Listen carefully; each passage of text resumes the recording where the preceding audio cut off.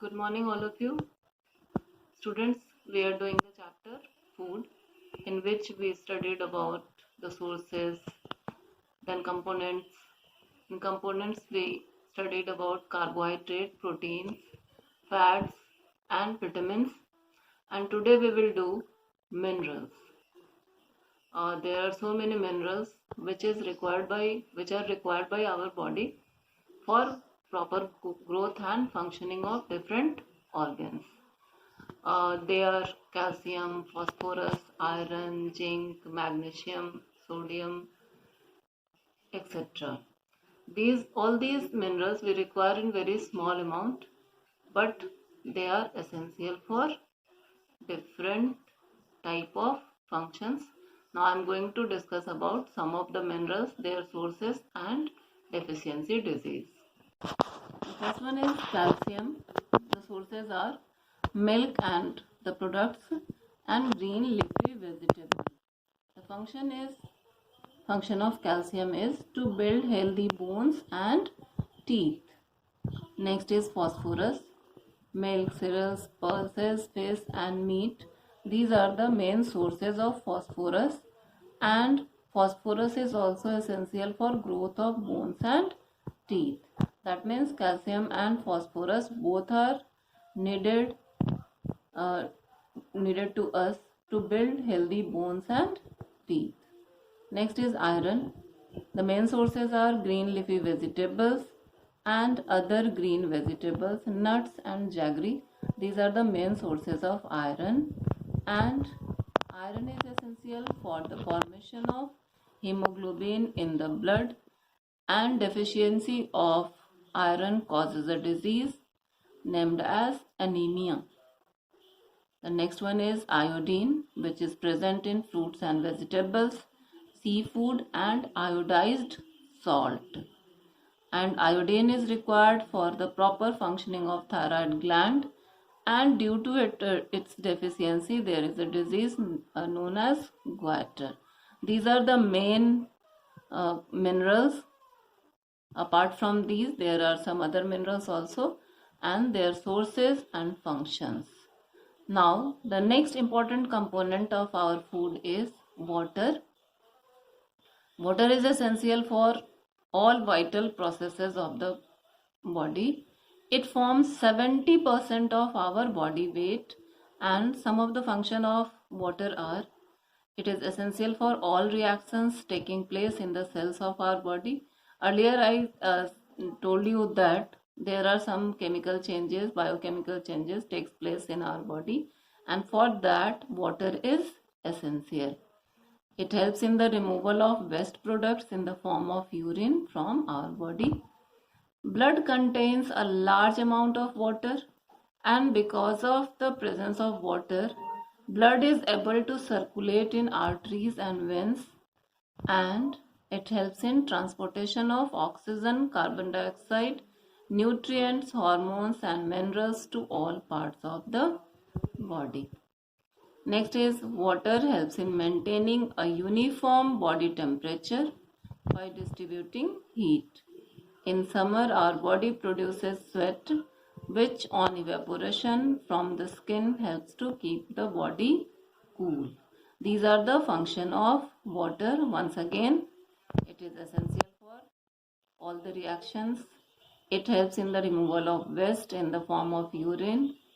It helps in circulation of blood in arteries and veins, and the last one is it helps in maintaining a uniform body temperature.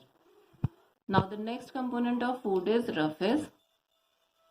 Green vegetables, fruits and whole grains contains a large amount of cellulose, and cellulose cannot be digested by our body. So what is the function of cellulose? Cellulosic dietary fibers constitute the roughage, and roughage helps in bowel movement and prevent constipation. That means it is helpful for elimination of undigested food from our body.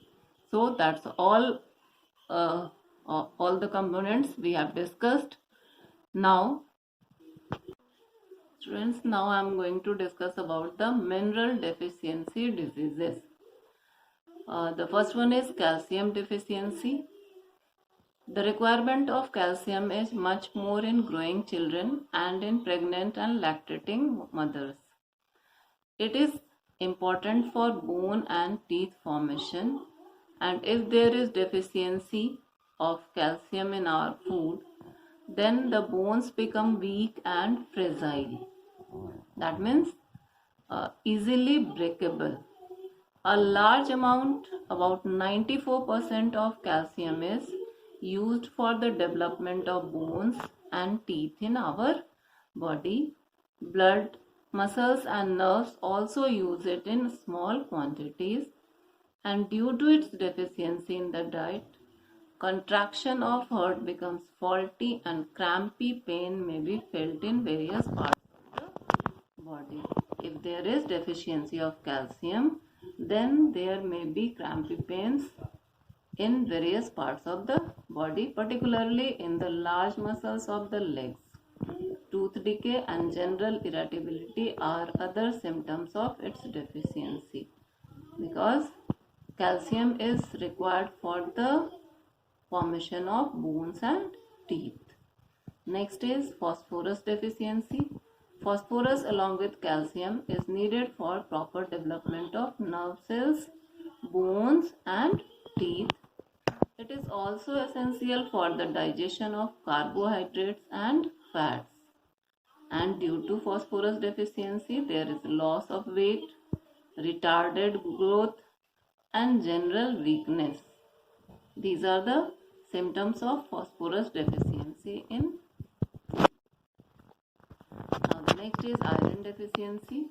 Iron is an essential element for the formation of hemoglobin, which is present in our red blood cells, and the function of hemoglobin is to transport oxygen, and deficiency of iron causes a condition which is known as anemia.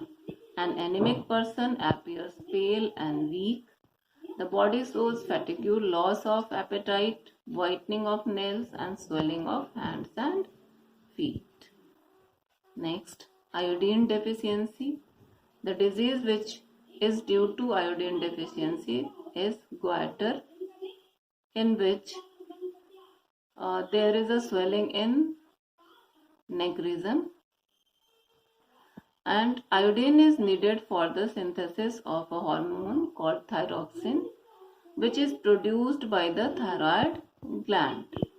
A person with goiter shows swelling in the neck region. Iodine deficiency during fetal stage may lead to mental retardation and retardation of growth in later life. It is not prevalent among the people of coastal areas, because they get iodine from the seafood they eat. Deficiency of iodine is common in mountainous region, because the soil and water are poor in iodine there. One of the well-tested approach to control iodine deficiency disease is use of iodized salt by the affected population.